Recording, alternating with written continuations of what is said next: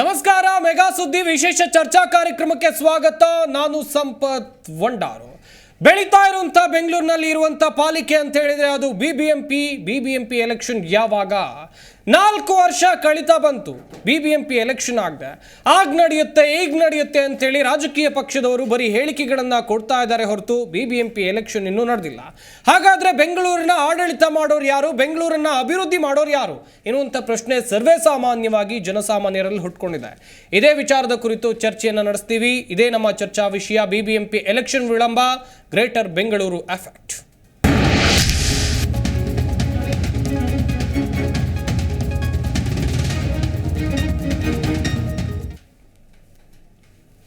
ಬೆಂಗಳೂರು ಮಹಾನಗರ ಪಾಲಿಕೆ ಇದರ ಚುನಾವಣೆಗೆ ಇನ್ನೂ ಕೂಡ ದಿನಾಂಕ ಕೂಡಿ ಬಂದಿಲ್ಲ. ಯಾಕೆ ಗಳಿಗೆ ನೋಡ್ತಾ ಇದ್ದಾರಾ ಯಾರಾದರೂ? ಬಿಬಿಎಂಪಿ ಚುನಾವಣೆ ಆಗಬೇಕಿತ್ತು, ಆದರೆ ಹಿನ್ನಡೆ ಆಗ್ತಾ ಇದೆ. ಬಿಬಿಎಂಪಿ ಚುನಾವಣೆ ಮತ್ತಷ್ಟು ವಿಳಂಬ ಆಗ್ತಾ ಇದೆ. ಇದಕ್ಕೆ ಕಾರಣ ಅಂತೇಳಿದ್ರೆ ಗ್ರೇಟರ್ ಬೆಂಗಳೂರು ಅಥಾರಿಟಿ ಪರಿಶೀಲನೆ ಹಿನ್ನೆಲೆಯಲ್ಲಿ ವಿಧೇಯಕಗಳ ಪರಿಶೀಲನೆಗೆ ಜಂಟಿ ಸದನ ಸಮಿತಿ ಒಂದ್ ಕಡೆಯಲ್ಲಿ ಅದನ್ನ ಪರಿಶೀಲನೆ ಮಾಡಬೇಕು. ಏನಪ್ಪಾ ಇದು ಗ್ರೇಟರ್ ಬೆಂಗಳೂರು, ಏನಿದು ಹೊಸ ವಿಧೇಯಕ, ಇದು ಬಂದ್ರೆ ಬಿಬಿಎಂಪಿ ಇರೋದಿಲ್ವಾ? ಸಾಕಷ್ಟು ಪ್ರಶ್ನೆಗಳಂತೂ ಜನಸಾಮಾನ್ಯರೆಲ್ಲ ಹಾಗೆ ಇದೆ. ಜಂಟಿ ಸದನ ಸಮಿತಿ ಪರಿಶೀಲನೆಗೆ ಗ್ರೇಟರ್ ಬೆಂಗಳೂರು ವಿಧೇಯಕವನ್ನ ಕಳುಹಿಸಲಾಗಿದೆ. ಅಲ್ಲಿ ಪರಿಶೀಲನೆ ಆಗುತ್ತೆ. ಅದಾದ ಬಳಿಕ ಗ್ರೇಟರ್ ಬೆಂಗಳೂರು ಬರುತ್ತಾ ಇಲ್ವಾ? ಯಾಕಂತ ಹೇಳಿದ್ರೆ ಆಲ್ರೆಡಿ ವಿರೋಧ ಸರ್ವೇ ಸಾಮಾನ್ಯವಾಗಿ ವ್ಯಕ್ತವಾಗುತ್ತೆ. ಒಂದು ವಿಧೇಯಕವನ್ನ ತರ್ತೀವಿ ಅಂತ ಹೇಳಿದಾಗ ವಿರೋಧ ಪಕ್ಷದವರು ಅದಕ್ಕೆ ವಿರೋಧವನ್ನ ವ್ಯಕ್ತಪಡಿಸ್ತಾರೆ. ಈಗ ಸದನ ಸಮಿತಿಗೆ ಕೊಡಲಾಗಿದೆ, ಅಲ್ಲಿ ಪರಿಶೀಲನೆ ಆಗುತ್ತೆ ಈ ಗ್ರೇಟರ್ ಬೆಂಗಳೂರು. ಹಾಗೆಯೇ ಈ ಗ್ರೇಟರ್ ಬೆಂಗಳೂರು ಅಥಾರಿಟಿಗಿಂತ ಮುಂಚಿತವಾಗಿ ಬಿಬಿಎಂಪಿ ಚುನಾವಣೆ ಬಗ್ಗೆ ಮಾತನಾಡ್ತಾ ಹೋಗೋದಾದ್ರೆ, ನಾನು ಆಗ್ಲೇ ಹೇಳ್ತಾ ಇದ್ದೆ 4 ವರ್ಷ ಕಳೀತಾ ಬಂತು, ಯಾಕಿನ್ನು ಬಿಬಿಎಂಪಿ ಚುನಾವಣೆ ಆಗಲಿಲ್ಲ ಅಂತೇಳಿ. ಯಾವಾಗ ನಡೆಸ್ತಾರೆ ಈ ಬಿಬಿಎಂಪಿ ಚುನಾವಣೆಯನ್ನ? ಚರ್ಚೆಯನ್ನ ಮಾಡ್ತಾ ಹೋಗೋಣ, ಮಾಹಿತಿಯನ್ನ ಕೊಡ್ತಾ ಹೋಗ್ತೀವಿ. ನಮ್ಮ ಸ್ಟುಡಿಯೋದಲ್ಲಿ ಅತಿಥಿಗಳು ಕೂಡ ಜಾಯ್ನ್ ಆಗಿದ್ದಾರೆ. ಮೊದಲನೇದಾಗಿ ಅವರನ್ನ ಕಾರ್ಯಕ್ರಮಕ್ಕೆ ಸ್ವಾಗತಿಸಿಕೊಳ್ಳೋಣ. ಲಕ್ಷ್ಮೀ ನಾರಾಯಣ್ ಗುಂಡಣ್ಣ, ಬಿಬಿಎಂಪಿ ಮಾಜಿ ಸದಸ್ಯರು, ನಮ್ಮ ಈ ಕಾರ್ಯಕ್ರಮದಲ್ಲಿದ್ದಾರೆ. ಸರ್ ನಮಸ್ಕಾರ, ಕಾರ್ಯಕ್ರಮಕ್ಕೆ ಸ್ವಾಗತ. ನಮಸ್ತೆ ಸರ್. ಹಾಗೆಯೇ ಬಿಪ್ಯಾಕ್ ಸಂಯೋಜಕರಾಗಿರುವಂಥ ರಾಘವೇಂದ್ರ ಅವರು ಕೂಡ ನಮ್ಮ ಈ ಕಾರ್ಯಕ್ರಮದಲ್ಲಿದ್ದಾರೆ. ಸರ್ ನಮಸ್ಕಾರ, ಕಾರ್ಯಕ್ರಮಕ್ಕೆ ಸ್ವಾಗತ. ಹಾಗೆಯೇ ವಕೀಲರಾಗಿರುವಂಥ ಲೋಹಿತ್ ಜಿ ಹನುಮಾಪುರ ಅವರು ಕೂಡ ನಮ್ಮ ಈ ಕಾರ್ಯಕ್ರಮದಲ್ಲಿದ್ದಾರೆ. ಸರ್ ನಮಸ್ಕಾರ, ಕಾರ್ಯಕ್ರಮಕ್ಕೆ ಸ್ವಾಗತ.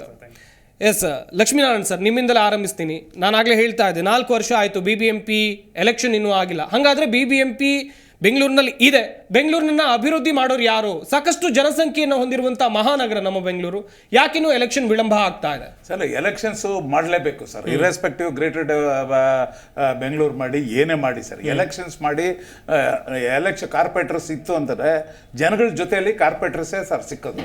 ಡಿಸೆಂಟ್ರಲೈಸೇಷನ್ ಆಫ್ ಪವರ್ ಅಂದ್ರೆ ಏನ್ ಸರ್ ಅರ್ಥ? ಡಿಸೆಂಟ್ರಲೈಸೇಷನ್ ಪವರ್ ಮಾಡಿದ್ರೆ ಮಾತ್ರ ಜನಗಳಿಗೆ ಸಂತೋಷವಾಗಿರ್ತಾರೆ ಸರ್. ಬೆಂಗಳೂರಲ್ಲಿರೋ ಜನಗಳು ಬಹಳ ಕಷ್ಟ ಬಿಡ್ತಾ ಇದ್ದಾರೆ. ಒಂದು ಕಸ ಗುಡಿಸೋದಾಗ್ಲಿ, ಒಂದು ಮರ ಕಟ್ ಮಾಡೋದಾಗ್ಲಿ, ಏನೇ ಆದ್ರೂ ಬಹಳ ಕಷ್ಟ ಆಗ್ತಾ ಇದೆ ಸರ್. ಯಾಕೆಂತಂದ್ರೆ ಜನಗಳಲ್ಲಿ ನಿಕಟ ಸಂಪರ್ಕ ನಾವೇ ಕಾರ್ಪೊರೇಟರ್ಸೇ ನಾವೇ ಹತ್ರ ಇರ್ತೀವಿ ಸರ್. ಬೆಳಿಗ್ಗೆ ಆದ್ರೆ ನಾವು ಅವ್ರ ಮುಖ ನೋಡ್ಬೇಕು, ನಾವಲ್ಲಿ ಲೋಕಲ್ ಆಗಿರ್ತೀವಿ, ಗುರುತಿಸ್ಕೊಂಡಿರ್ತೀವಿ, ಕೆಲ್ಸಕ್ಕೆ ತಪ್ಪಿಸ್ಕೊಳಕ್ ಸಾಧ್ಯನೇ ಇಲ್ಲ ಸರ್. ಹಾಗಾಗಿ ಎಲೆಕ್ಷನ್ಸ್ ಮಡಿಗೆ ಆಮೇಲೆ ಏನಾದ್ರೂ ಮಾಡ್ಬೋದಾಗಿತ್ತು ಸರ್ ಇವರು ಅಂತ ನನ್ನ ಭಾವನೆ. ರಾಘವೇಂದ್ರ ಸರ್, ಇನ್ನೊಂದು ಕಡೆಯಲ್ಲಿ ಗಮನಿಸ್ತಾ ಇದ್ವಿ, ಎಲ್ಲಾ ಪಕ್ಷದವರು ಹೇಳ್ತಾರೆ ಈ ಹಿಂದೆ ಆಡಳಿತ ಮಾಡಿದ್ದು ಬಿಜೆಪಿಯವರು, ಈಗ ಕಾಂಗ್ರೆಸ್ನವ್ರು ಬಂದಿದ್ದಾರೆ, ಎಲೆಕ್ಷನ್ ಮಾಡ್ತೀವಿ ಆಗ ನಡೆಯುತ್ತೆ ಈಗ ನಡೆಯುತ್ತೆ ಅಂತ ಬರೀ ಹೇಳ್ಕೊಂಡೇ ಬರ್ತಿದ್ದಾರೆ ಹೊರತು ಎಲೆಕ್ಷನ್ಗಂತೂ ಮುಹೂರ್ತ ಫಿಕ್ಸ್ ಆಗಿಲ್ಲ. ಯಾಕೆ ವಿಳಂಬ ಧೋರಣೆ ಅಂತೇಳಿ? ಸೊ ನಾವು ಆ ಪಕ್ಷ ಈ ಪಕ್ಷ ಅಂತ ನೋಡೋಣ, ಕ್ರೊನಾಲಜಿ ನೋಡೋಣ. ಸೊ ಸೆಪ್ಟೆಂಬರ್ 10ನೇ ತಾರೀಕು ಬಿಬಿಎಂಪಿ 2020 ಬಿಬಿಎಂಪಿ ಟರ್ಮ್ ಎಂಡ್ ಆಯ್ತು.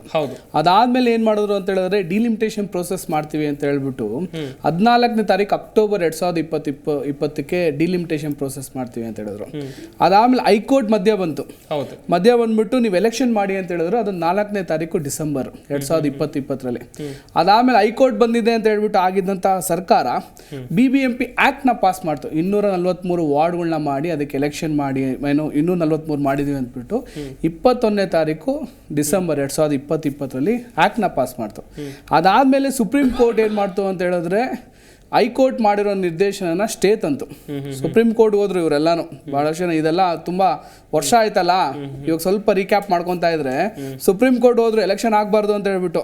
ಅದು ಏನೋ ಡಿಸೆಂಬರ್ 19 2020 ಸುಪ್ರೀಂ ಕೋರ್ಟ್ಗೆ ಹೋದ್ರು. ಅದಾದ್ಮೇಲೆ ಬಿಬಿಎಂಪಿ ಆಕ್ಟ್ ನ ಮತ್ತೆ ಗೆಜೆಟೆಡ್ ಮಾಡಿದ್ರು. ಅದು ಯಾವಾಗ 1 11ನೇ ತಾರೀಕು ಜನವರಿ 2021. ಅದಾದ್ಮೇಲೆ 225 ವಾರ್ಡ್ ಮಾಡ್ತೀನಿ ಅಂತ ಹೇಳ್ಬಿಟ್ಟು ಈ ಸರ್ಕಾರ ಹೇಳ್ತು, ಈಗ ಪ್ರೆಸೆಂಟ್ ಇರೋ ಸರ್ಕಾರ. ಅದಾದ್ಮೇಲೆ ಎಲೆಕ್ಷನ್ ಆಗುತ್ತೆ ಅಂತ ಹೇಳಿದ್ರು. ಅದಾದ್ಮೇಲೆ ವಿಧಾನಸಭಾ ಚುನಾವಣೆ ಬಂತು 2023. ಅದಾದ್ಮೇಲೆ ಲೋಕಸಭಾ ಚುನಾವಣೆ ಬಂತು. ನಾವುಗಳು ಸಾಮಾನ್ಯ ಜನರು ನಮಗೆ ಯಾರನ್ನ ರೀಚ್ ಔಟ್ ಆಗೋದು, ಅಧಿಕಾರಿಗಳು ಫೋನ್ ಎತ್ತಲ್ಲ, ಅಧಿಕಾರಿಗಳು ಕೈ ಸಿಗಲ್ಲ. ನಮಗೆ ಸಿಗ್ಬೇಕಾಗಿದ್ದು ಒಬ್ಬರೇ ಅಂತ ಹೇಳಿದ್ರೆ ನಮಗೆ ಆ ದೇವ್ರೂ ಇರ್ಬೋದು, ಅಲ್ಲ ಎಲ್ಲಾನು ಇರ್ಬೋದು, ಯಾರನ್ನೇ ರೀಚ್ ಔಟ್ ಆಗ್ಬೋದು ನಮ್ಮ ಕಾರ್ಪೊರೇಟರ್, ನಮ್ಮ ಸದಸ್ಯರು. ಅವ್ರಿಗಂತೂ ಪವರೇ ಇಲ್ಲ. ಈಗ ಎಲ್ಲಿಗೆ ರೀಚ್ ಔಟ್ ಆಗೋದು ಜನಸಾಮಾನ್ಯರಿಗೆ ತಿಳ್ಕೊಳಕ್ಕೆ ಆಗ್ತಾ ಇಲ್ಲ. ಸೊ ಆ ಲೆವೆಲ್ ಸಿಚುವೇಶನ್ ಬಂದ್ಬಿಟ್ಟಿದ್ವಿ. ಈಗ ಏನಂತ ಹೇಳ್ತಾ ಇದ್ದಾರೆ, ಗ್ರೇಟರ್ ಬೆಂಗಳೂರು ಗವರ್ನೆನ್ಸ್ ಬಿಲ್ ಅಂತ ಹೇಳ್ಬಿಟ್ಟು ಒಂದು ಬಿಲ್ನ ತಂದಿದ್ದಾರೆ.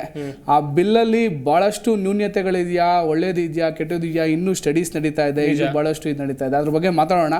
ಬಟ್ ಏನಂತ ಹೇಳಿದ್ರೆ sir, Greater Bengaluru Governance Bill ಆರುತ್ತಾನೆ, BBMP ಬಿಲ್ ಆರುತ್ತಾನೆ, ಯಾವುದೇ ಬಿಲ್ ಆರುತ್ತಾನೆ, ಬಟ್ BBMP ಚುನಾವಣೆ ಮಾಡಿ, ಆಮೇಲೆ ಬೇಕಾದ್ರೆ ಬಿಲ್ಲು ಇನ್ನೊಂದು ಮತ್ತೊಂದು. ಇವಾಗ ಬಿಲ್ ತಂದಿದ್ದಾರೆ, ಅದು ಇನ್ನೂ ಆಕ್ಟ್ ಆಗಿ ಪಾಸ್ ಆಗಬೇಕು. ಆಕ್ಟ್ ಆಗಿ ಪಾಸ್ ಆಗಬೇಕು ಅಂತ ಹೇಳಿದ್ರೆ ಇನ್ನೂ ಬಹಳಷ್ಟು ಟೈಮ್ ತೊಗೊಳುತ್ತೆ. ಸೊ ಇದೆಲ್ಲ ಮಾಡಬೇಕು ಅಂತ ಹೇಳಿದ್ರೆ ತುಂಬಾ ಟೈಮ್ ಹಿಡಿಯುತ್ತೆ.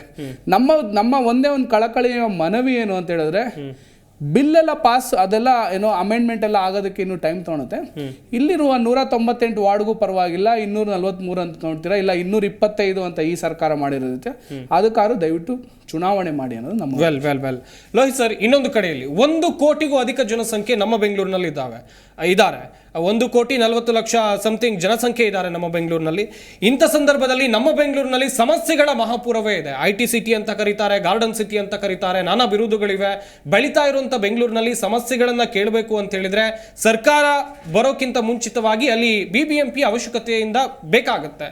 ಇಂಥ ಸಂದರ್ಭದಲ್ಲಿ ಚುನಾವಣೆನೇ ಮಾಡಿಲ್ಲ ಅಂತ ಹೇಳಿದ್ರೆ ಯಾರು ನಿರ್ಲಕ್ಷ್ಯ ಸರ್? ಇಲ್ಲಿ ಏನಂತ ಹೇಳ್ತೀವಿ ಅಂದರೆ, ಕಾರ್ಪೊರೇಟರ್ಗಳು ಯಾರು ಅಂತಂದರೆ ಜನರಿಂದ ಪ್ರತಿನಿಧಿ ಆಗಿರುವಂಥ. ಹೌದು, ಸಂವಿಧಾನದಲ್ಲಿ ಅಡ್ಮಿನಿಸ್ಟ್ರೇಷನ್ ಯಾವ ರೀತಿ ಮಾಡಬೇಕು, ಪೊಲಿಟಿಷಿಯನ್ಸು, ಲೀಡರ್ಶಿಪ್, ಗವರ್ನೆನ್ಸ್ ಅಂತಲೇ ಹೇಳಿದೆ. ಅಂದರೆ ಸಾಮಾನ್ಯವಾಗಿ ನಾವು ಅರ್ಥ ಮಾಡ್ಕೊಬೇಕಾಗಿರೋದು ಅಂದರೆ, 4 ವರ್ಷ MLAಗಳಿಲ್ಲ ಅಂದರೆ ರಾಜ್ಯದಲ್ಲಿ ಏನಾಗುತ್ತೋ ಆ ರೀತಿ ಬೆಂಗಳೂರಿನಲ್ಲಿ ಕಾರ್ಪೊರೇಟರ್ಗಳಿಲ್ಲ ಅಂದರೆ ಆ ರೀತಿ ಆಗ್ತಾ ಇದೆ. ನಿಜ.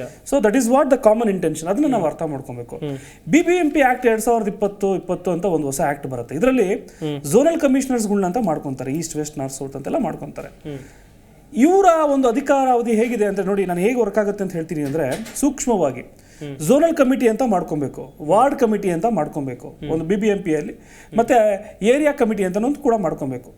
ಇಲ್ಲಿ 20 ಜನ ಒಬ್ಬ ಕಾರ್ಪೊರೇಟರ್ ಆಗಿ ಕುಂತ್ಕೊಂಡಾಗ ಆತ ಒಂದು ಕಮಿಟಿ ಅಂತ ಮಾಡ್ಕೊಂತಾರೆ. ಅದರಲ್ಲಿ ಬರೀ ಅವ್ರ ಪಕ್ಷದವ್ರು ಇರಬಾರ್ದು. ಅದು ಇನ್ನೊಂದು ಕಡೆ BJP ಅವ್ರಿಗೆ ಇದ್ರೆ ಬರೀ BJP ಅವರು ಇರ್ತಾರೆ ಆ ಕಮಿಟಿಯಲ್ಲಿ. ಸೀನಿಯರ್ ಸಿಟಿಸನ್ ಒಬ್ಬ ಇರಬೇಕು, ಮತ್ತೆ ಎಲ್ಲ ಅಲ್ಲಿನ ವೋಟರ್ಸ್ಗಳೆಲ್ಲ ಒಂದು ಕಮಿಟಿ ಇರ್ತಾರೆ.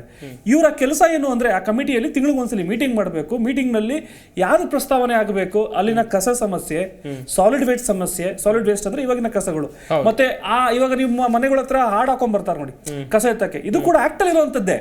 ಅವ್ರೇನು MLAಗಳು ಇಂಟ್ರೊಡ್ಯೂಸ್ ಮಾಡಿಲ್ಲ. ಅಂದ್ರೆ ಜೋರಾಗಿ ಹೇಳ್ಕೊಂಡು ಹೋಗ್ಬೇಕು ಅನ್ನೋ ರೀತಿ, ಮತ್ತೆ ರಸ್ತೆಗಳನ್ನ ಹೇಗೆ ಇಟ್ಕೊಬೇಕು, ಇದನ್ನ ಝೋನಲ್ ಕಮಿಟಿಗೆ ಅವರು ತೀರ್ಮಾನ ಮಾಡಿ ಕೊಡ್ಬೇಕು. ನಾವು ಮೀಟಿಂಗ್ ಮಾಡಿದೀವಿ ಅಂತ. ಇದನ್ನ ಫಂಡ್ ಕೂಡ ಸರ್ಕಾರದಿಂದನೇ ಕೊಡ್ತಾರೆ, ಅಂದ್ರೆ ಕಾರ್ಪೊರೇಷನ್ ಕೊಡುತ್ತೆ, ಸರ್ಕಾರದ ಅಂಗ ಅಲ್ಲ ಅದು, ಕಾರ್ಪೊರೇಷನ್ ರಿಲೀಸ್ ಮಾಡುತ್ತೆ. ತಿರ್ಗಾ ಕಮಿಟಿ, ಝೋನಲ್ ಕಮಿಟಿಯಲ್ಲಿ ಮೀಟಿಂಗ್ ಅಲ್ಲಿ ಯಾರು ಮೆಂಬರ್ ಇರಬೇಕು, ಝೋನಲ್ ಕಮಿಷನರ್ ಮೆಂಬರ್ ಆಗಿರ್ಬೇಕು. ಇವೆಲ್ಲವನ್ನೂ ಮಾಡಕ್ಕೋಸ್ಕರ ವಿತೌಟ್ ಮೇಯರ್, ಅಂದ್ರೆ ಒಂದು ಕಾರ್ಪೊರೇಷನ್ಗೆ IAS ಕಮಿಷನರ್ ಇದ್ರೂ ಕೂಡ mayor will be the head. ಮೇಯರ್ನ ಕನ್ಸಲ್ಟ್ ಮಾಡೇ ಮಾಡಬೇಕು. 4 ವರ್ಷದಿಂದ ಹಂಗಾರೆ ಇವ್ರು ಯಾರು ಕನ್ಸಲ್ಟ್ ಮಾಡ್ಕೊಂತಿದ್ದಾರೆ? ಏನ್ ಅಭಿವೃದ್ಧಿ ಮಾಡ್ತಿದ್ದಾರೆ? ಫಂಡ್ಸ್ ಇಂದ ಬರ್ತಾ ಇದಾವೆ ನೋಡಿ. ಯಾವಾಗ ಇಲ್ಲಿ ನಾವು ಪೊಲಿಟಿಷಿಯನ್ಸ್ ಎಲೆಕ್ಟ್ ಆಗಿ ಯಾವಾಗ ಮಾಡಲ್ವೋ ಅವಾಗ ಎಕ್ಸಿಕ್ಯೂಟಿವ್ಸ್ಗೆ ತುಂಬಾ ಅಧಿಕಾರ ಬಂದ್ಬಿಡ್ತವೆ. You cannot question the executive ನ ಕ್ವಶನ್ ಮಾಡ್ಬೇಕಂದ್ರೆ you should court the approach the court of law. ಈಗ 2020 ಒಂದು ಡಿಲೇ ಆಗುತ್ತೆ ಅಂತ ಹೇಳ್ತಾರೆ. ಏನೇ ಡಿಲೇ ಆಗುತ್ತೆ ಒಂದು ಉದಾಹರಣೆ ಹೇಳ್ತೀನಿ. ಜಮೀರ್ ಅಹಮದ್ ಒಂದು ಕೇಸ್ ಆಗ್ತಾರೆ ಹೈಕೋರ್ಟ್ ನಲ್ಲಿ, ಸ್ಟೇಟ್ ಆಫ್ ಕರ್ನಾಟಕ ಅಂದ್ರೆ ಡಿಲಿಮಿಟೇಷನ್, ಡಿಸೆಂಟ್ರಲೈಸೇಷನ್ ಏನ್ ಮಾಡ್ತಾರೆ ಅದನ್ನ ಕ್ವಶನ್ ಮಾಡ್ತಾರೆ. ಏನು ನೋಡಿ, ನಮಗೆ ನಮ್ಮ ಒಂದು ಕ್ಷೇತ್ರದಲ್ಲಿ ಇಷ್ಟು ಜನ ಸಂಖ್ಯೆ ಇದ್ರು, ಮೊದಲು 6 ಇತ್ತು, ಇವಾಗ 5 ಮಾಡ್ಬಿಟ್ಟಿದ್ದೀರಾ, ಪಕ್ಕದ ಕ್ಷೇತ್ರದಲ್ಲಿ 10 ಇತ್ತು, 16 ಮಾಡ್ಬಿಟ್ಟಿದ್ದೀರಾ, ಇದು ನೋಡಿ ಅಂತ ಹೇಳ್ತಾರೆ. ಸೊ ಈ ರೀತಿಯಾಗಿ ಚಾಲೆಂಜ್ಗಳು ಬರ್ತವೆ. ಸೊ ಎಲ್ಲಾ MLAಗಳು ಕೂಡ ಕೇಸ್ ಆಗ್ತಾರೆ, ಅಂದ್ರೆ ನಮ್ದು ಕಮ್ಮಿ ಆಯ್ತು, ನಮ್ದು ಜಾಸ್ತಿ ಆಯ್ತು ಅಂತ. ಈ ಕಮ್ಮಿ ಜಾಸ್ತಿ ಆಗಾಯ್ತು, ಅವಾಗಿನ ಸರ್ಕಾರಗಳು ಏನಿದ್ರು ಜಮೀರ್ ವಿರುದ್ಧ ಇದ್ದಂತ ಸರ್ಕಾರ ಅಂದ್ರೆ ಬಿಜೆಪಿಯ ಸರ್ಕಾರ ಆ ಪಕ್ಕದ ಒಂದು ಅಸೆಂಬ್ಲಿಯಲ್ಲಿ ವಿಸ್ತರಣೆ ಮಾಡ್ತು. ಸೊ ಇದು ರಾಜಕೀಯ ಅಡಗಿದೆಯಲ್ವಾ? ಸೊ ಹಾಗಾಗಿ ನಾವೇನ್ ಹೇಳ್ಕೊಬೇಕು ಅಂದ್ರೆ, ಇಲ್ಲಿ ಮೇಯರ್ಸ್ ಇಲ್ದಿರುವಂತದ್ದು ಅಥವಾ ಕಾರ್ಪೊರೇಟ್ ಇಲ್ದಿರುವಂತದ್ದು ಯಾರಿಗೆ ಎಫೆಕ್ಟ್? ಜನಸಾಮಾನ್ಯರಿಗೆ ಎಫೆಕ್ಟ್. ಖಂಡಿತ. ಯಾರಿಗೆ ಲಾಭ? ಸರ್ಕಾರಕ್ಕೆ ಲಾಭ, ಸಿಎಂ ಗೆ ಲಾಭ, ಅಥವಾ ಬೆಂಗಳೂರು ಡೆವಲಪ್ಮೆಂಟ್ ಆಫೀಸರ್ಸ್ ಗಳಿಗೆ ಲಾಭ, IAS ಆಫೀಸರ್ಗಳಿಗೆ ಲಾಭ. ಯಾಕೆ ಅಂದ್ರೆ ಅದನ್ನ ನಾವು ಪ್ರಶ್ನೆ ಮಾಡಕ್ಕಾಗಲ್ಲ ನೇರವಾಗಿ ಹೋಗಿ ಯಾರ ಹತ್ರ, ಒಬ್ಬ IAS ಆಫೀಸರ್ ಹತ್ರ. ಝೋನಲ್ ಕಮಿಷನರ್ಸ್ ಗಳನ್ನ ನೀವು ಯಾರ್ಯಾರು ಭೇಟಿ ಆಗ್ಬೋದು. ಈ ಸಮಯ ವಿಸ್ತರಣೆ ಏನು? ನಿಜ ನಿಜ ನಿಜ ನಿಜ. ಈ ಹೊಸ ಆಕ್ಟ್ ಅಲ್ಲಂತೂ ಝೋನಲ್ ಕಮಿಷನರ್ ಕೊಟ್ಟಿರುವಂತ ನೀವು ಏನಾದ್ರು ನೋಡ್ಬಿಟ್ರೆ, ಒಂದ್ ಸೊಳ್ಳೆ ಹೊಡಿಯೋ ಪರ್ಮಿಷನ್ ಕೂಡ ಝೋನಲ್ ಕಮಿಷನರ್ ತಗೊಬೇಕು, ಒಂದು ಮನೆ ಕಟ್ಟಕ್ಕೂ ಕೂಡ ಝೋನಲ್ ಕಮಿಷನರ್ ಕೊಡಬೇಕು. Who is a zonal commissioner? ಒಬ್ರು IAS ಆಫೀಸರ್ ಆಗಿರ್ತಾರೆ, ನಾಟ್ ಲೆಸರ್ ದನ್ ಸೆಕ್ರೆಟರಿ. ಅವ್ರೆಲ್ಲಿ ಕುಂತ್ಕೊಂತಾರೆ? ಯಾವ್ದೋ ಒಂದು ಒಳ್ಳೆ ದೊಡ್ಡ ಬಿಲ್ಡಿಂಗ್ ಅಲ್ಲಿ ಕುಂತ್ಕೊಂತಾರೆ. ಎಲ್ಲಾ ಮನೆ ಕಟ್ಟೋರು ಅವ್ರು ಹೋಗಿ ಬಿಟ್ ಮಾಡಕ್ಕಾಗತ್ತಾ ಬೆಂಗಳೂರಿನಲ್ಲಿ? It is not possible. So ಹಾಗಾಗಿ ಈ ಡಿಮ್ಯಾಂಡ್ಸ್ ನ ಇಟ್ಕೊಂಡು ನೋಡಿ, ಇದು ಕಾಂಗ್ರೆಸ್ ಇಲ್ಲ ಬಿಜೆಪಿ ಅಂತಲ್ಲ, ಎಲ್ಲಾ ಪಕ್ಷಗಳು ಕೂಡ ಮಾಡಕ್ ಹೋಗಿದ್ದಾರೆ. ಆದ್ರೆ ಅವರಲ್ಲಿ ಒಂದೇನೋ ಒಂದು ಗಮನಿಸೋದೇನು ಅಂದ್ರೆ, ನಾವು ಪಂಚಾಯತ್ ರಾಜ್ ಆಕ್ಟ್ ಅಲ್ಲಿ ಯಾವ ಗ್ರಾಮ ಪಂಚಾಯತಿಗಳು ಇದ್ವೋ ಅವನ್ನೆಲ್ಲವೂ ಕೂಡ ಇದ್ರೊಳಗಡೆ ತಗೊಬೇಕಾಗಿತ್ತು. ಅದಕ್ಕೆ ಇಷ್ಟು ದಿನ ವಿಸ್ತರಣೆ ಆಗುವಂತ ನೆಸಿಟಿ ಇರಲಿಲ್ಲ. ಪಂಚಾಯತ್ ರಾಜ್ ಆಕ್ಟ್ ಅಲ್ಲಿ ಇದ್ದಂತ ವಿಲೇಜ್ಗಳನ್ನ ಕರ್ಟೈಲ್ ಮಾಡಿ ಬಾರ್ಡರ್ಸ್ ಗಳಿಂದ ತಗೊಬೇಕಾಗಿತ್ತು. ಅದನ್ನ ಇವರು ಪ್ರಕ್ರಿಯೆ ಮಾಡಿದ್ದಾರೆ. ಬಟ್ ಇನ್ನ ವಿಳಂಬ ಆಗುವಂತದ್ದು ರಾಜಕೀಯ ಧುರೀಣ ಅಂತ ಅನ್ಸುತ್ತೆ ನನಗೆ. BBMP ಎಲೆಕ್ಷನ್ಗೆ ಮುಹೂರ್ತ ಕೂಡಿ ಬಂದಿಲ್ಲ. ಎಲೆಕ್ಷನ್ ನಡೆಸೋದಕ್ಕೆ ಹಿಂದೇಟ್ ಹಾಕ್ತಾ ಇರೋದು ಯಾಕೆ ಅನ್ನುವಂಥ ಪ್ರಶ್ನೆ ಎಲ್ಲರಲ್ಲೂ ಕೂಡ ಇದೆ. ವಿಳಂಬದ ಹಿಂದೆ ಯಾರಾದರೂ ಲಾಭದ ರಾಜಕೀಯವನ್ನು ಮಾಡ್ತಾ ಇದ್ದಾರೆ, ಲಾಭದ ಲೆಕ್ಕಾಚಾರವನ್ನು ಹಾಕ್ಕೊಂಡಿದ್ದಾರೆ ಎನ್ನುವಂಥ ಪ್ರಶ್ನೆ ಕೂಡ ಇದೆ. ಲಕ್ಷ್ಮೀನಾರಾಯಣ್ ಸರ್, ಪ್ರಮುಖವಾಗಿ ನೋಡ್ತಾ ಇದೆ, ಯಾರಾದರೂ ಈ ಎಲೆಕ್ಷನ್ ನಡೆಸದೇ ಇರೋದ್ರ ಹಿಂದೆ ಲಾಭದ ಲೆಕ್ಕಾಚಾರವನ್ನು ಹಾಕ್ಕೊಂಡಿದ್ದಾರೆ. ಈ ಹಿಂದೆ ನನಗೆ ಆಗಲೇ ಹೇಳಿದೆ, BJP ಇತ್ತು, ಈಗ ಕಾಂಗ್ರೆಸ್ ಬಂದಿದೆ, ಇವ್ರು ಬಂದಾಗಲೂ ಎಲೆಕ್ಷನ್ ಮಾಡ್ತೀವಿ ಅಂತ ಹೇಳಿದ್ರು, ಎಲೆಕ್ಷನ್ ಇನ್ನೂ ಆಗಿಲ್ಲ. ಇರುವಂಥ ಲಾಭ ಆದರೂ ಏನು? ಎಲೆಕ್ಷನ್ ನಡೆಸದೇ ಇರುವಂಥ ಕಾರಣ ಏನು? ಎಲ್ಲ ಬೆಂಗಳೂರು ಜನತೆಗೆ ಎಲ್ಲ ಗೊತ್ತಿದೆ ಸರ್, ಎಲ್ರಿಗೂ ಗೊತ್ತಿದೆ.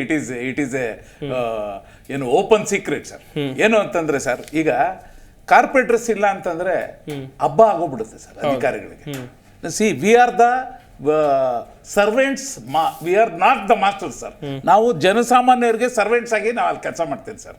ಆಮೇಲೆ ಎಲ್ಲ ಪರಿಚಯ ಇರ್ತಾರೆ ಸರ್, ಎಲ್ಲ ಫ್ರೆಂಡ್ಸ್ ಇರ್ತಾರೆ ಸರ್. ಸೊ ನಾವು ಅವ್ರ ಹತ್ರ ಸುಳ್ಳು ಹೇಳಿ ತಪ್ಪಿಸ್ಕೊಳಕ್ ಸಾಧ್ಯನೇ ಇಲ್ಲ ಸರ್. ಆಮೇಲೆ ನಮ್ದು ಕೌನ್ಸಿಲ್ ಸುಪ್ರೀಂ ಇರ್ತೈತೆ ಸರ್.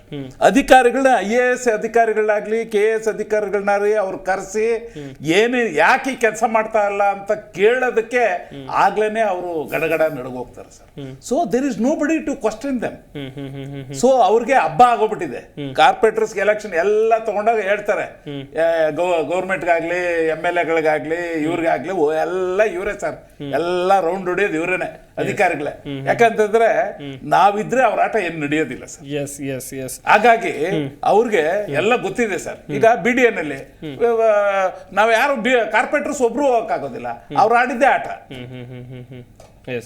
ಹಾಗಾಗಿ ಸರ್, BBMP ಅಲ್ಲಿ ಕೆಲಸ ಆಗ್ಬೇಕು ಅಂತಂದ್ರೆ, ಜನಸಾಮಾನ್ಯರ ಕೆಲಸಗಳು ಆಗ್ಬೇಕು ಅಂತಂದ್ರೆ ಕಾರ್ಪೊರೇಟರ್ಸ್ ಇದ್ರೆ ಮಾತ್ರ ಸರ್. ಯಾಕೆಂತಂದ್ರೆ ಕೌನ್ಸಿಲ್ ಇರ್ತೈತೆ, ಮೇಯರ್ ಇರ್ತಾರೆ, ಡೆಪ್ಟಿ ಮೇಯರ್ ಇರ್ತಾರೆ, ಆಮೇಲೆ ಬಾಡಿಗಳು ಇರ್ತೈತೆ ಸರ್, 12 ಚೇರ್ಮನ್ಗಳು ಇರ್ತಾರೆ ಸರ್. ಎಲ್ಲೇ ಹೋದ್ರೇನು ಅಲ್ಲಿ ಕೆಲಸ ಆಗುತ್ತೆ ಸರ್. ಎಲ್ಲೆಲ್ಲಿ ಕೆಲಸ ಆಗ್ಬೇಕು, ಯಾವ್ದು ಆಗ್ಬೇಕು, ಯಾವ ವರ್ಕ್ ಆಗ್ಬೇಕು, ಫೈನಾನ್ಸ್ ಆಗ್ಬೇಕಾ, ಪ್ಲಾನಿಂಗ್ ಆಗ್ಬೇಕಾ, ಎಲ್ಲ ಮಾಡಬೇಕು ಅಂತಂದ್ರೆ 4 years it is two long sir. 4 ವರ್ಷ ಅಂತಂದ್ರೆ ಇನ್ನು ಆಟ ಆಡ್ಕೊಂಡ್ ಬರೋ ಹೊತ್ತಿಗೆ ಒನ್ ಟರ್ಮ್ ಆಗೋಗ್ಬಿಡುತ್ತೆ ಸರ್. ಎಲ್ರಿಗೂ ಈಗ ನಾವು 1 ಟರ್ಮ್ ಎಕ್ಸ್ಪೀರಿಯನ್ಸ್ ಆಗಿದ್ದೀವಿ ಸರ್, 3 ಟೈಮ್ ಚೇರ್ಮನ್ ಆಗಿದ್ದೀವಿ ಸರ್. ನಮ್ಗೊಂದು ಚಾನ್ಸ್ ಕೊಟ್ಬಿಟ್ರೆ 5 ವರ್ಷ ಹೋಯ್ತು ಸರ್. ನಮ್ಗೆ ಇನ್ನೊಂದು ಚಾನ್ಸ್ ಕೊಟ್ಟಿದ್ರೆ we got A very good opportunity sir. BBMP sir, BBMP important ಏನ್ ಗೊತ್ತಾ ಸರ್, ಟೌನ್ ಪ್ಲಾನರ್ಸ್ ಕರೆಕ್ಟ್ ಆಗಿಲ್ಲ ಸರ್. ಸಿ, ಈಗ 1 kilometer ರೋಡ್ ಹೋಗ್ಬೇಕಂದ್ರೆ 1 hour ಆಗುತ್ತೆ ಸರ್. ಎಷ್ಟು ನೋವಾಗುತ್ತೆ ಸರ್, ಜನ ಎಷ್ಟು ಶಾಪನೆ ಆಗ್ತಾರೆ ಸರ್ BBMP ಅಲ್ಲಿ. ಆತರ ನಾನು ವಾರ್ಡ್ಗಳು ಹೇಳ್ಬಲ್ಲೆ ಸರ್, ರೋಡ್ಗಳು ಹೇಳ್ಬಲ್ಲೆ ಸರ್. 1 hour ಹೋಗೋದಕ್ಕೆ ಶಾಲಾ ಮಕ್ಕಳು ಪರದಾಡೋದು ನೋಡ್ಬಿಟ್ರೆ ನಿಜವಾಗ್ಲೂ ಕಣ್ಣಲ್ಲಿ ನೀರು ಬರುತ್ತೆ. ರಾಘವನ್ ಸರ್, ಇನ್ನೊಂದು ಕಡೆಯಲ್ಲಿ ಈಗ BBMP ನೋಡ್ಕೊಳ್ತಾ ಇರೋದು ಸ್ಟೇಟ್ ಗವರ್ಮೆಂಟ್. BBMPಯ ಸದಸ್ಯರಿದ್ರೆ ತಮ್ಮ ಸಮಸ್ಯೆಯನ್ನ ಕೇಳ್ತಾ ಇದ್ರು. ಈಗ ನಾನು ಹೋಗಿ ಒಂದು ಸಮಸ್ಯೆಯನ್ನು ಹೇಳಬೇಕು ಅಂತ ಹೇಳಿದ್ರೆ ಡೈರೆಕ್ಟ್ ಆಗಿ ಹೋಗಿ ಸಚಿವರನ್ನು ಭೇಟಿ ಆಗೋಕ್ಕಾಗೋದಿಲ್ಲ, ಅವರು ನನಗೆ ಭೇಟಿಗೆ ಸಿಗೋದಿಲ್ಲ. ಓರ್ವ ಜನಸಾಮಾನ್ಯನ ಕತೆ ನಾನು ಹೇಳ್ತಾ ಇದ್ದೀನಿ. ಈಗ ಇಲ್ಲಿ BBMPಯ ಸದಸ್ಯರಿದ್ರು ಅಂತ ಹೇಳಿದ್ರೆ ಅವ್ರ ಹತ್ರ ಹೋಗಿ ಹೇಳ್ಕೊಳ್ಬೋದಿತ್ತು. ಸದ್ಯ ಸರ್ಕಾರವೇ ನೋಡ್ಕೊಳ್ತಾ ಇದೆ BBMPಯನ್ನ. ಯಾಕೆ ಸರ್ ಹಿಂಗೆ ಅಂತೇಳಿ?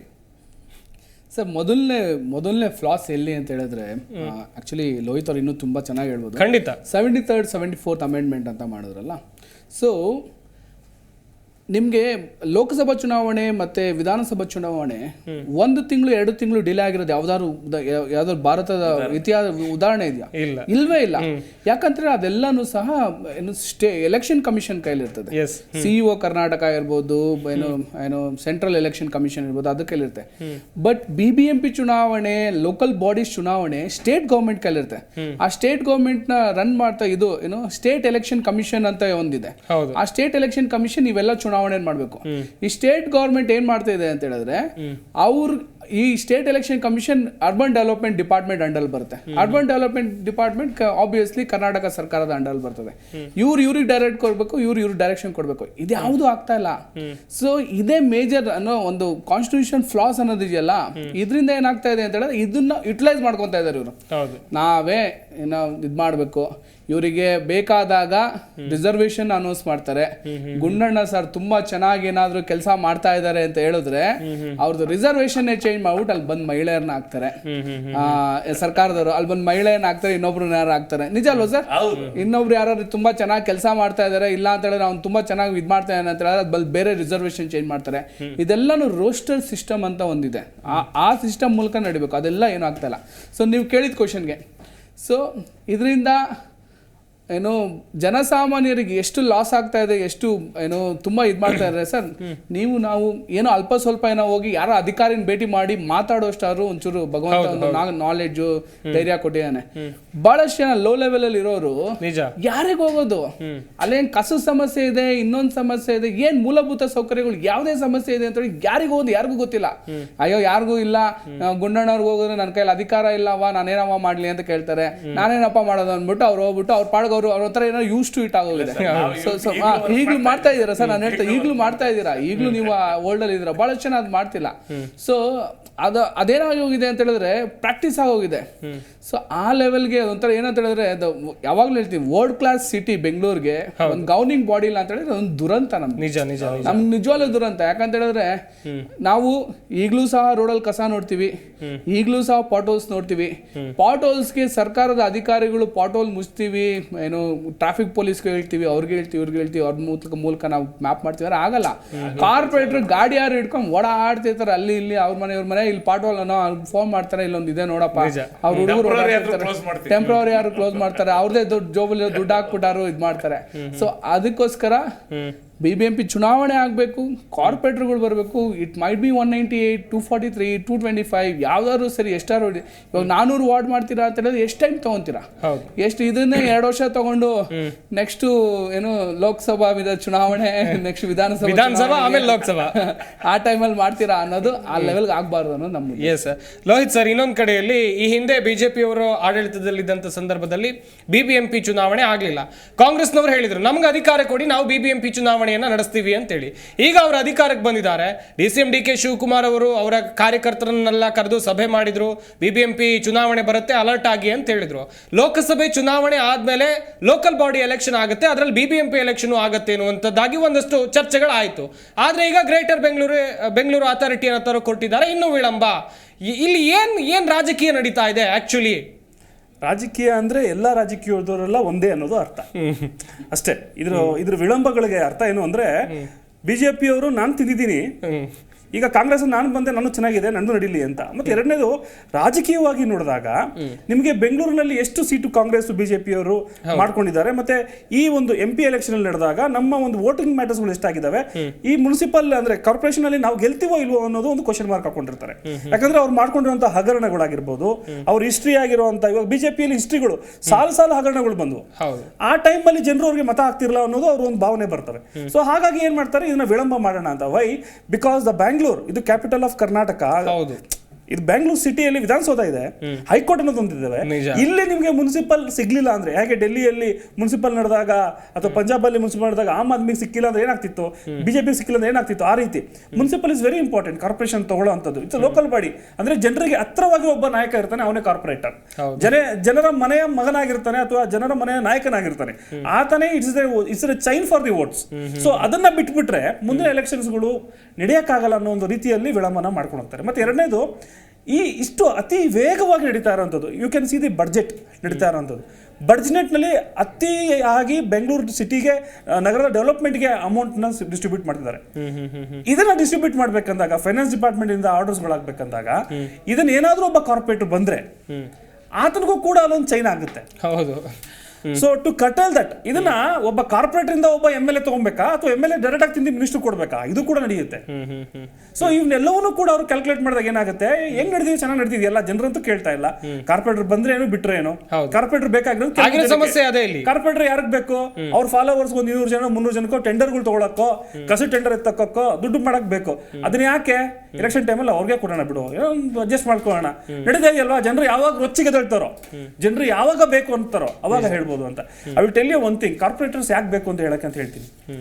BBMP ಆಕ್ಟ್ 2020 ಏನಿದೆ ಅಂದ್ರೆ, ಯಾರೋ ಒಬ್ಬ ಆಕ್ಸಿಡೆಂಟ್ಸ್ ಅಲ್ಲೋ ಅಥವಾ ಯಾರೋ ಒಬ್ಬ ಪೆಡೆಸ್ಟ್ರಿಯನ್ ನಡ್ಕೊಂಡು ಹೋಗ್ಬೇಕಂದಾಗ್ಲೋ, ಗಾಡಿಲಿ ಹೋಗ್ಬೇಕಂದಾಗ್ಲೋ, ಆ ಡಿಫೆಕ್ಟ್ ಇಂದ, ರೋಡ್ ಡಿಫೆಕ್ಟ್ ಇಂದ ಬಿದ್ದೋದ್ರೆ, ಇಂಜುರಿ ಆದ್ರೆ, ಡೆತ್ ಆಗ್ಬಿಟ್ರೆ ಕಾರ್ಪೊರೇಷನ್ ಕಾಂಪೆನ್ಸೇಷನ್ ಕೊಡಬೇಕು ಸರ್. ಎಲ್ಲಿ ಯಾರು ಕ್ಲೈಮ್ ಮಾಡಿದ್ದಾರೆ, ಎಲ್ಲಿ ನೀವು ಅಡ್ವರ್ಟೈಸ್ಮೆಂಟ್ ಪಬ್ಲಿಕ್ ನೋಟಿಸ್ ಕೊಟ್ಟಿದ್ದೀರಾ, ಈ ಆಕ್ಟ್ ಅಲ್ಲಿ ಈ ತರ ಇದೆ, ನೀವು ಈ ತರ ಕ್ಲೈಮ್ ಮಾಡಿ ಅಂತ ಎಲ್ಲಿ ಕೊಟ್ಟಿದ್ದೀರಾ? ಅದೇ ಆಕ್ಟ್ ಅಲ್ಲಿ ಹೇಳುತ್ತೆ you can claim as prescribed in the law ಅಂತ ಹೇಳುತ್ತೆ. ಇಲ್ಲಿ ತೋರಿಸಿರೋ ರೀತಿ ನೀವು ಕ್ಲೈಮ್ ಮಾಡಿ ಅಂತ. ಹಾಗಾದ್ರೆ ನಾವು ಅಪ್ಲಿಕೇಶನ್ ಎಲ್ಲಿ ಕೊಡಬೇಕು? You are always telling that zonal commissioner ಇಷ್ಟು ಅಧಿಕಾರ ಇದಾವೆ, ಝೋನಲ್ ಕಮಿಷನರ್ ಹತ್ರ ನೀವು ಹೋಗ್ಬೇಕು ಅಂತ. ಝೋನಲ್ ಕಮಿಷನರ್ ನ ವಿಸಿಟಿಂಗ್ ರೈಟ್ಸ್ ಯಾವಾಗಿದೆ ನಿಮಗೆ? ಟೈಮಿಂಗ್ ಯಾವಾಗಿದೆ? 3 ರಿಂದ 5 ಗಂಟೆ 2 ಅವರ್. ಹಾಗಾದ್ರೆ ಒಂದು ಝೋನ್ಗೆ ಆಲ್ಮೋಸ್ಟ್ ಅಂದ್ರೆ ಕಾಲು ಭಾಗ ಬೆಂಗಳೂರು ಬರ್ತವೆ. ಆ ಕಾಲಭಾಗದ ಬೆಂಗಳೂರು ಜನಕ್ಕೆ ಸಮಸ್ಯೆಗಳನ್ನ ಝೋನಲ್ ಕಮಿಷನರ್ ಮೀಟ್ ಆಗಕ್ಕಾಗತ್ತಾ? ನಿಜ ಅಲ್ವಾ? ಇದು ಲ್ಯಾಕಿಂಗ್ ಆಫ್ ಅಡ್ಮಿನಿಸ್ಟ್ರೇಷನ್. ನಾವು ಕಾರ್ಯಾಂಗ, ರಾಜ್ಯಾಂಗ ಅಂತೆಲ್ಲ ಏನ್ ಹೇಳ್ತೀವಿ, ಅವೆಲ್ಲವೂ ಕೂಡ ಬರೀ ಸಂವಿಧಾನದಲ್ಲಿ ಇಟ್ಟಿದ್ದಾರೆ. ಮತ್ತೆ ಕರ್ನಾಟಕ ಬರೀ ಇದು ಒಂದಕ್ಕೆ ಅಲ್ಲ, ನನಗೆ ನಾಚಿಕೆ ಆಗುತ್ತೆ ಹೇಳಕ್ಕೆ. ಇವ್ರು ಹೇಳಿದಾಗೆ ಬರೇ ಮೇಯರ್ ಎಲೆಕ್ಷನ್ಸ್ ಅಂತಲ್ಲ, KPSC ಎಲೆಕ್ಷನ್ ಕೂಡ ಅವರು ಸೆಂಟ್ರಲೈಸ್ ಕರೆಕ್ಟಾಗಿ ಮಾಡಕ್ಕಾಗ್ತಿಲ್ಲ, ಯಾವ ಎಕ್ಸಾಮ್ಸ್ಗಳನ್ನು ಕರೆಕ್ಟಾಗಿ ಮಾಡಕ್ಕಾಗ್ತಿಲ್ಲ, ಯಾವ ಅಪಾಯಿಂಟ್ಮೆಂಟ್ಸ್ ಕರೆಕ್ಟಾಗಿ ಮಾಡ್ತಿಲ್ಲ, ಯಾವ ರೇಷನ್ಗಳನ್ನು ಕರೆಕ್ಟ್ ತಲುಪ್ಸಕ್ಕಾಗ್ತಿಲ್ಲ, ಯಾವ ಬಡ್ಜೆಟ್ ಕರೆಕ್ಟಾಗಿ ಮಾಡಕ್ಕಾಗ್ತಾ ಇಲ್ಲ. Just observe, IAS examination central ನಡೆಯೋದು ವರ್ಷ ಕರೆಕ್ಟಾಗಿ ನಡೆಯುತ್ತೆ, ರಿಸಲ್ಟ್ ಇದೇ ಟೈಮಿಗೆ ಬರುತ್ತೆ, ನೋಟಿಫಿಕೇಶನ್ ಇದೇ ಟೈಮ್ಗೆ ಆಗುತ್ತೆ. KS ಆಗುತ್ತೆ ಆ ತರ. So that is a lack of Karnataka. ಯಾಕಂದ್ರೆ ಕರ್ನಾಟಕ ಜನ ಮುಗ್ಧರು, ನೋಡಿ ಮರ್ತು ಹೋಗ್ತಾರೆ ಅನ್ನೋ ಒಂದು ಭಾವನೆ ಇದೆ. ಇದನ್ನ ಬದಲು ಮಾಡಬೇಕು ಅಂದ್ರೆ ಜನರು ಅದನ್ನ ಎಚ್ಚರಿಕೋಬೇಕಾಗುತ್ತೆ ಅಂತ ಇಷ್ಟಪಡ್ತೀನಿ ಸರ್. ಗುಂಡಣ್ಣ ಸರ್, ಇನ್ನೊಂದು ಕಡೆಯಲ್ಲಿ ಸದ್ಯ ಬೆಂಗಳೂರಿನಲ್ಲಿ ಶಾಸಕರ ಬಲ ನೋಡ್ತಾ ಹೋಗೋದಾದ್ರೆ ಬಿಜೆಪಿ ಶಾಸಕರ ಬಲವೇ ಹೆಚ್ಚಿದೆ. ಆದರೆ ರಾಜ್ಯದಲ್ಲಿ ಆಡಳಿತದಲ್ಲಿರುವಂಥದ್ದು ಕಾಂಗ್ರೆಸ್.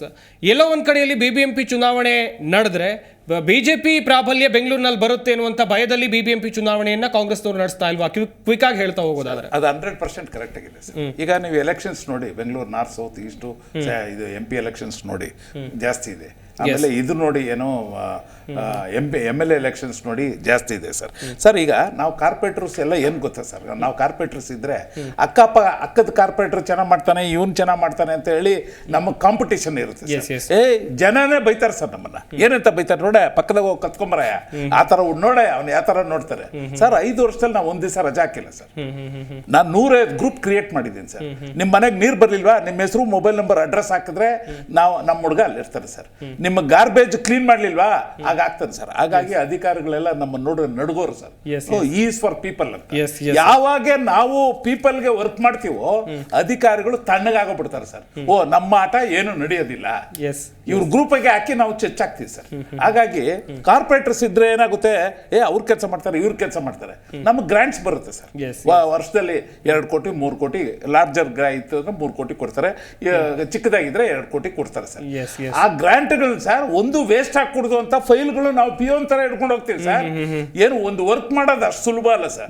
ಒಂದು ಕೆಲಸ ಮಾಡಬೇಕು, 15 ಲಕ್ಷ ರೂಪಾಯಿ ಕೆಲಸ, 20 ಲಕ್ಷ ಕೆಲಸ ಮಾಡಬೇಕು ಅಂತಂದ್ರೆ ಅದ್ರ ಹಿಂದ್ಗಡೆ ಸಾಕಷ್ಟು ಪರಿಶ್ರಮ ಇರ್ತದೆ ಸರ್ ನಮ್ದು. ನಾವೆಲ್ಲ ತಗೊಂಡೋಗಿ ವರ್ಕ್ ಆರ್ಡರ್ಸ್ ಮಾಡಿ, ವರ್ಕ್ ಆರ್ಡರ್ ಮಾಡಿದ್ರೆ ಕೂಡ ಸರ್ ಇವರು ಯಾರು ನಾವು ಪಬ್ಲಿಕೇಶನ್ ಮಾಡಿದ್ರು ಕೂಡ ಕೆಲವು ವಾರ್ಡ್ಗಳಲ್ಲಿ ಬರೋದಿಲ್ಲ ಸರ್, ಯಾರು ಕಾಂಟ್ರಾಕ್ಟರ್ಗಳು ಬರೋದಿಲ್ಲ ಸರ್. ರಾಘವೇಂದ್ರ ಸರ್, ಕೊನೆಯದಾಗಿ ಕ್ವಿಕ್ ಆಗಿ ಹೇಳ್ತಾ ಹೋಗೋದಾದ್ರೆ sir, Bengaluru, greater Bengaluru Governance bill ಅಂತ ಮಾಡ್ಕೊಂಡಿದ್ದಾರೆ. ಹೌದು. ಸೊ ಅದನ್ನ ಆಕ್ಚುಲಿ ಮೊದಲನೇ ರೀಸ್ಟ್ರಕ್ಚರಿಂಗ್ ಅಂತ ಮಾಡಿದ್ರು, ಗವರ್ನೆನ್ಸ್ ಬಿಲ್ ಅಂತ ಮಾಡಿದ್ರು.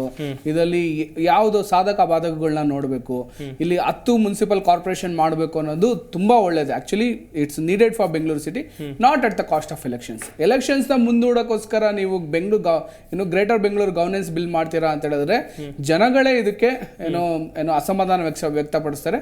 ಬಟ್ ಎಲೆಕ್ಷನ್ ಮಾಡಿ ಈ ಇರುವ ಕೌನ್ಸಿಲ್ಗೆ ಎಲೆಕ್ಷನ್ ಮಾಡಿ, ಬೇಕಾದ್ರೆ ಗ್ರೇಟರ್ ಬೆಂಗಳೂರು ಗವರ್ನೆನ್ಸ್ ಬಿಲ್ನ ನೀವು ಮುಂದೆ ಮಾಡಿ 10 ಕಾರ್ಪೊರೇಷನ್ಗಳಲ್ಲಿ 5 ಕಾರ್ಪೊರೇಷನ್ ಮಾಡಬೇಕು ಅನ್ಕೊಂಡಿದ್ರೆ it's a very good move, ಮಾಡಬೇಕು, ಆದ್ರೆ not at the cost of election. Yes Lohith sir, ಕೊನೆಯದಾಗಿ ಗ್ರೇಟರ್ ಬ್ಯಾಂಗ್ಳೂರ್ದು ಸದ್ಯಕ್ಕೆ ಸ್ಟಾಪ್ ಮಾಡಿ, ಏನ್ 225 ಇವರು ಬಂದ ತಕ್ಷಣ ಹೇಳಿದ್ರು ಅದನ್ನ ಉಳಿಸ್ಕೊಬೇಕು ಅಂದ್ರೆ ಇಮಿಡಿಯೇಟ್ ಆಗಿ ಎಲೆಕ್ಷನ್ ಅನೌನ್ಸ್ ಮಾಡಿ ಜನರಿಗೆ ನ್ಯಾಯ ಕೊಡ್ಬೇಕು ಅನ್ನೋದು ನನ್ನ ಅಭಿಪ್ರಾಯ ಸರ್. ಎಸ್ ಅದು ಮಾಡಕ್ ಸಾಧ್ಯನೇ ಇಲ್ಲ sir. Yes thank you Lohith sir. Decide ಮಾಡ್ಬಿಟ್ಟಿದ್ದಾರೆ. ಚರ್ಚೆಯಲ್ಲಿ ಭಾಗಿಯಾಗಿದ್ದಕ್ಕಾಗಿ ನಿಮ್ಮೆಲ್ಲರಿಗೂ ಕೂಡ ಧನ್ಯವಾದಗಳು. ನೋಡಿದ್ರಲ್ಲ ವೀಕ್ಷಕರೇ, ಒಂದ್ ಕಡೆಯಲ್ಲಿ ಸರ್ಕಾರ ಗ್ರೇಟರ್ ಬೆಂಗಳೂರು ಅಥಾರಿಟಿಯನ್ನು ತರೋಕೆ ಹೊರಟಿದೆ, ಆದ್ರೆ ಇದರಿಂದ ವಿಳಂಬ ಆಗ್ತಾ ಇರೋದು ಬಿಬಿಎಂಪಿ ಚುನಾವಣೆ. ಬೆಂಗಳೂರಿನಲ್ಲಿ ಅದೆಷ್ಟೋ ಜನ ವಾಸಿಸ್ತಾ ಇದ್ದಾರೆ, ಅಭಿವೃದ್ಧಿ ಕಾಮಗಾರಿಗಳು ಇನ್ನೂ ಆಗಬೇಕು, ಸಮಸ್ಯೆಗಳ ಸಾಗರವೇ ಇದೆ ಬೆಂಗಳೂರಿನಲ್ಲಿ. ಇದೆಲ್ಲದಕ್ಕೂ ಕೂಡ ಪರಿಹಾರ ಸಿಗಬೇಕು ಅಂತ ಹೇಳಿದ್ರೆ ಬಿಬಿಎಂಪಿ ಚುನಾವಣೆ ಆಗಬೇಕು. ಇದಾಗಿತ್ತು ನಮ್ಮ ಚರ್ಚಾ ವಿಷಯ. ನೋಡ್ತಾ ಇರಿ ಜಿ ಕನ್ನಡ ನ್ಯೂಸ್, ಸತ್ಯವೇ ಸುದ್ದಿಯ ಜೀವಾಳ.